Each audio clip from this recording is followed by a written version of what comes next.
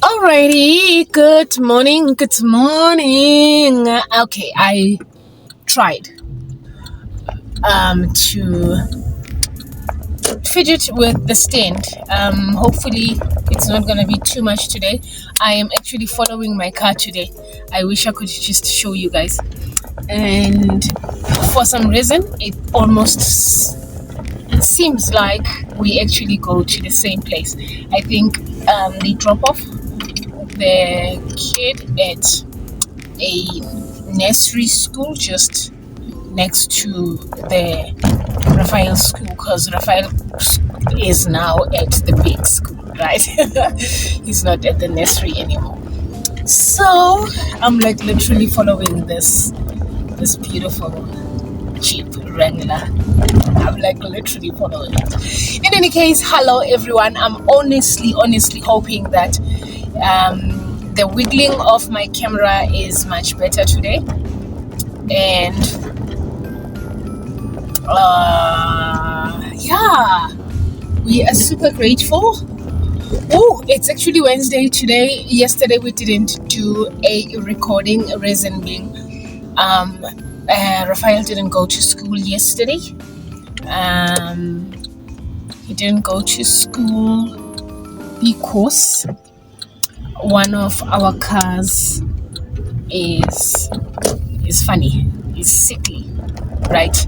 So, and his dad had to take a very long trip to somewhere. They had a meeting somewhere, so I was just a little bit wary that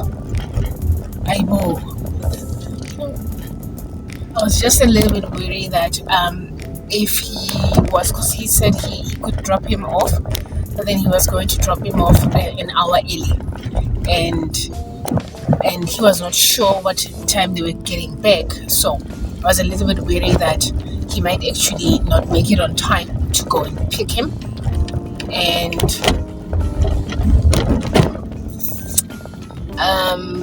my friends suggested Uber, and I was like, no.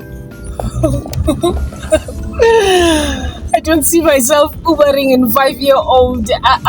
Not yet. He's still my puppy. So we ended up just saying, you know what, let's just let him stay at home. Okay, so we are grateful that the car is getting fixed today. We are also grateful, you know, guys, if there's one thing I love about my partner, is that whenever he uses the car that I use, right, it comes back with full tank. So my car is like, we are grateful for gas, guys. We're grateful for gas. I'm so thankful for that. I need to tell you guys a little bit of a story in regards to what's happening with my business. All right, I have this marketing company that I'm working with, right? And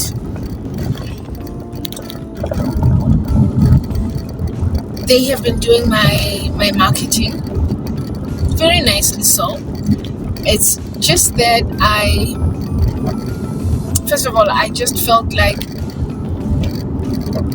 or rather, let me say, I still feel like, and I'll always feel like, I feel like if you're handling somebody's business, it is your job to make sure that you understand their vision, right? And how do you get to that? You ask questions. You ask questions to a point whereby you really align to their vision. And why am I saying that? I'm saying that because immediately you are a manager of a company, right, or business. If you know, or understand the vision, it is easy for you to make products or services. I'm still following my favorite car, guys, by the way. I'm not following it because I'm following it. I'm following it because we're going the same route. Okay, it's going up there, and where he's gonna turn, it's actually where I'm turning as well. Okay, this person would think that I'm following them. So it is your, especially when it comes to marketing, especially when it comes to advertising and marketing. If you're going to say you're going to have somebody as your key client, you ought to make it a point that you understand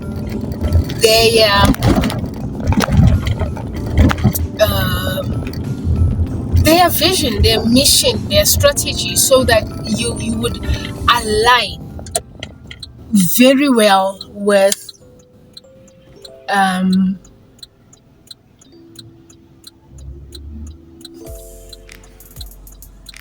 then it goes up there. Then okay, let me come back. I was saying, if you are handling accounts, especially business accounts whereby you are dealing with other businesses, it is ideal that you understand the vision that that business is carrying for them, right? So that whatever advertising and marketing, I'm not an advertising person, I'm not a marketing expert, guys, so I'm just saying this from just a business point of view. When you understand what the vision of the business is all about, it's easy for you to align with the business and make content, products and services that speak to what the value proposition for that business is. And so the marketing company that I have been using, the first few months, it was okay. On a monthly basis, we meet, we discuss what the plan is for the month, right? And what is it that I would like to see, what is it that is the end goal, and then they work on that, right? Then that stopped, and they started doing their own. I almost used words that my son would say, Mama, don't use those words. Then they started doing their own thing, right? And I would get my monthly reports late. Like, I mean, if the month starts on the 1st, and I get a report of what the previous month was 10 days late, and what you anticipate doing for this month, like on the 3rd, it just doesn't make sense, because like ideally you need to plan the month ahead. That was not a train smash for me. I was like, okay, you know what, at times you just really need to just let people do what people do, but it becomes a little bit of a challenge if you pay for that. And I just didn't enjoy the feel of the ads and the marketing campaign. It's like it was so generic. I could have done it myself. And you see, that's a thing, because I remember when we were discussing it with my partner, and he said, you know what, if there is things that you can leverage your expertise on, by all means do that. But then if there is things that you can delegate, and you just look at how it is impacting on you, then delegate those things. I was like, you know what, this is one thing that I would delegate. But with delegating, meaning that I have been doing it all alone, and then I delegate to somebody who does it like less than I would. I don't want to to sound like I'm pompous or anything. They felt very generic. They felt very dry. They felt very impersonal. They just felt like you paying us. We'll just put this on the table so that it looks like we are delivering, right? And it just almost felt like it was no longer serving, like giving me value for money. All right, that was not the issue.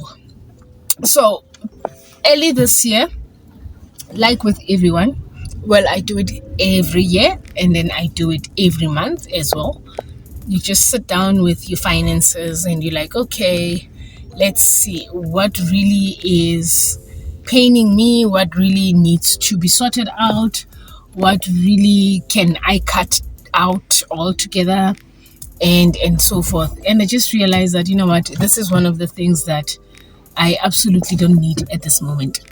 And the reason why I don't need at this moment is it's not giving me that value that I felt like I initially was promised.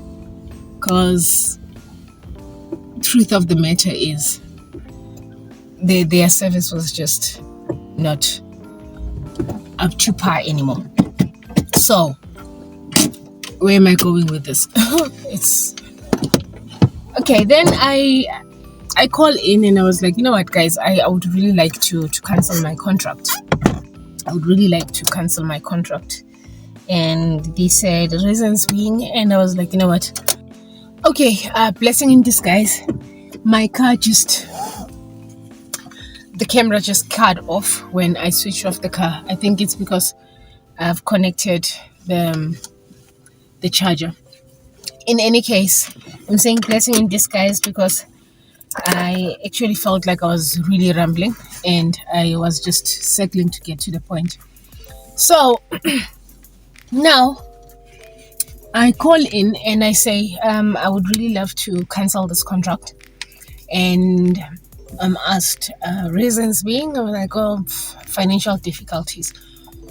Because as mean as I am at times, I really like to spare people's feelings, because I could have just easily said, this is not working, of which is another thing that I need to start learning, tell it like it is. So I'm like, I was looking at my finances, and this is one of an expense that I cannot carry at this moment, and because of that, unfortunately, I have to let you guys go. And then the lady that I was speaking to, she's like, okay, we have a high volume of calls. That was last week Monday. She's like, we have a high volume of calls, so we'll get somebody to call you sometime during the week. I'm like, okay, cool, no worries. I was actually here to get my car's battery is flat. So I see it's, oh God, it is open. You know what? From afar, it looked like it's closed. And I actually ended up going to Spar to get stuff that I didn't need. So I'm going to pause you guys. I'm literally eating in and out. I just need my thing to be,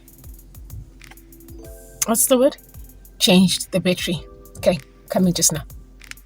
All right, guys, I'm back. My car is my key is fixed. I'm happy about that. I'm actually smiling because the very same thing I'm speaking about, this guy just did the total opposite. It's like, the disc-like looking battery that goes at the back of remotes. They charged me 40 rand. And I think about 2 years back, I came and it was 25 rand. So, well, if prices increase, I understand that. And I don't have a problem with it. So I was like anticipating that it would be around that amount. But then this is what I wanted to speak on. that's actually got me all giggles. He takes the carcass. Is it the carcass of the key, right? He opens it. He checks if he has the kind of battery. Then he goes and gets the new battery and puts it next to it. Then he like literally disassembles this whole carcass thing, and then he starts cleaning it with a form of a toothbrush. And and the thing is, he actually cleans it in front of me to show me that, you know what, whatever dust or particles that are in your key, I'm also sorting that out. I'm not just putting up a I'm not just putting on a battery for you. I'm sorting you out. It just felt good, and it almost speaks to this value proposition thing, is to say, you feel like you are being given value for your money. Because I was just here for the battery. The next thing I know, he went that extra mile of saying, even the castañana that is inside there somewhere, I will clean it for you, and I will show you that I'm cleaning it for you. So yeah, I think that's basically how you excel at customer service. You go beyond what is expected of you, and it works all the time. So coming back to my story, and then this lady says, okay, somebody will call you during the week sometime because we're having a high call volume. Like, cool. Thursday, for sure, somebody calls me. From the get-go, when you sense somebody's energy saying, I am here to tell you what I want to tell you, and I'm not budging. She was going on about, you have a 24-hour contract, 24-month contract that you have signed, and because you have signed that contract, unfortunately you cannot cancel, because we have already paid our service providers, and you would have to pay, like, she was just saying a lot of things that just got me so mad. And I was like, look, lady, all I want is for this contract to be cancelled. And then we got at each other. And at the end of it, I just felt like, you know what, we're not winning. And I think she also felt like we're not winning, because it was literally a tug of war as to say who has the last word. And it was not so much the principle of early cancellation, because I do understand if you cancel a contract early, there would be penalties, that I know. But then you can't tell me that penalties is 100% of the contract amount. Hell no. And also, who you pay to drive whatever has absolutely nothing to do with me, because I pay you and you pay me. So okay, the guy that helps us out is here and already cutting the grass. It's Wednesday today. Wow, the week is flying. So we just ended up not resolving the whole thing, and by the time I hung up, I was like in high spirits, not in a good way. And I'm in my house now. Let's just park out here. And a long story short, she was like, you know what, I'll get our MD to call you. I'm like, okay, cool, I'll wait for the call from your MD. Okay. MD calls yesterday. When MD... Okay, I just need to finish this story, right? Okay, long story short, MD calls. Then after MD calls, we speak very nicely. I think I could also just sense that she's somebody that has like dealt with people the longest, and she understands that in all of this she didn't also want to lose the business. So we spoke and we got to an agreement, and yeah, I'm quite happy with the agreement that we got to. But then this long story that keeps being cut here and there and there and there. And there. The reason why I actually was telling you about this is it's some of the things that you are going to have to deal with in business, where you need to stand your ground. That's one. Two is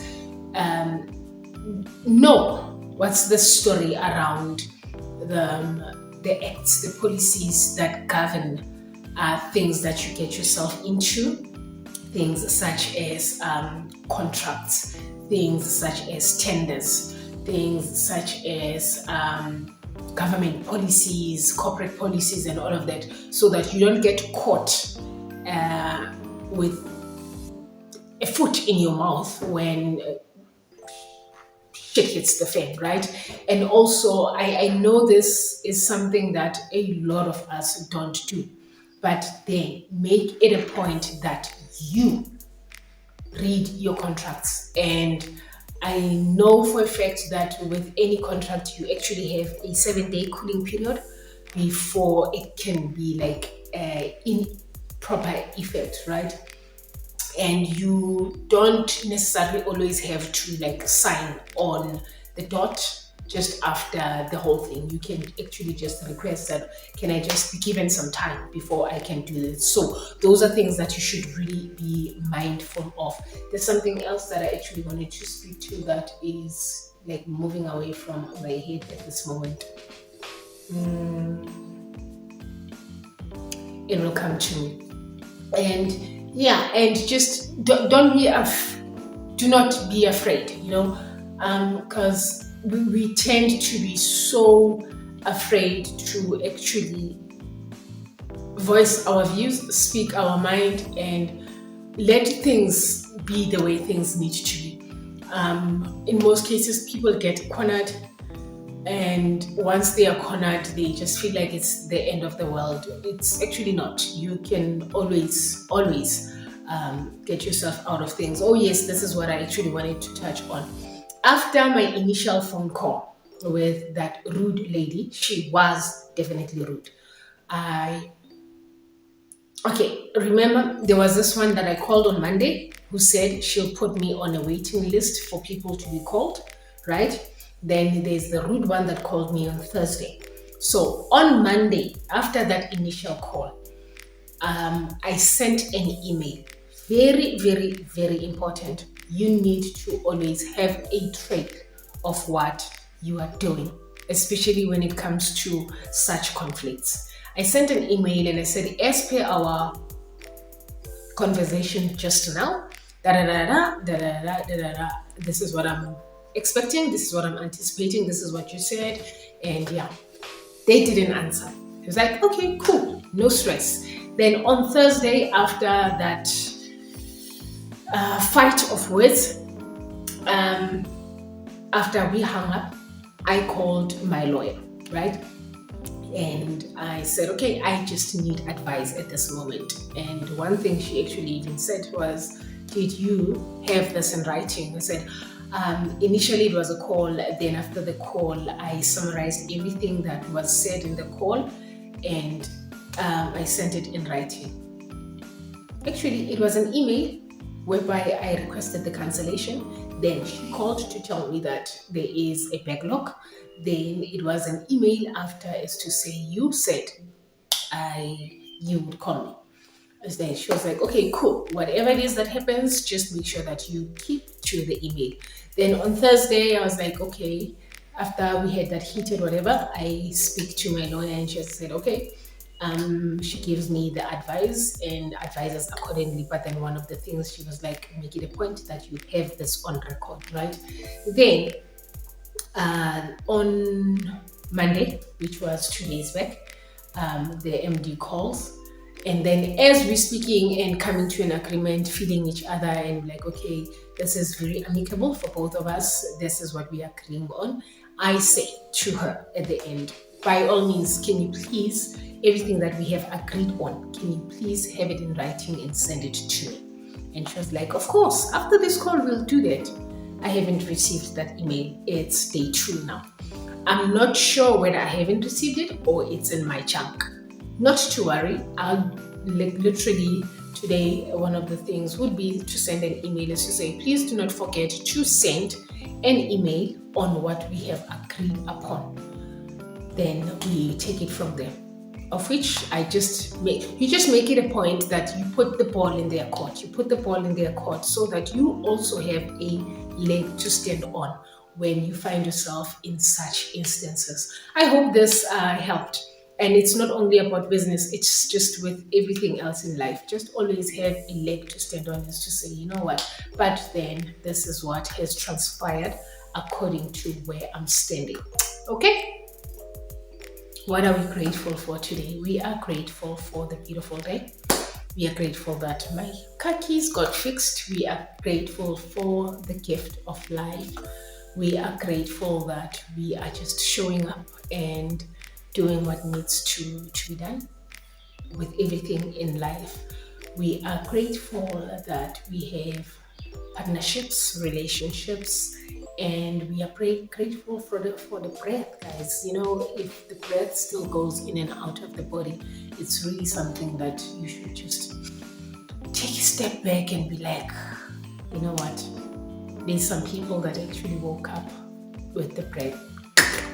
But we are also grateful for that. We are grateful that with every day that shines, these possibilities to just reinvent ourselves and go for those dreams, go for those aspirations, be that person that you've always intended for yourself to be. Just take it a step at a time. We are super, super, super grateful for, I'm going to say again, the gift of life. Okay, bye, bye, bye. See you tomorrow. And I'm going to stop at the gate tomorrow, okay?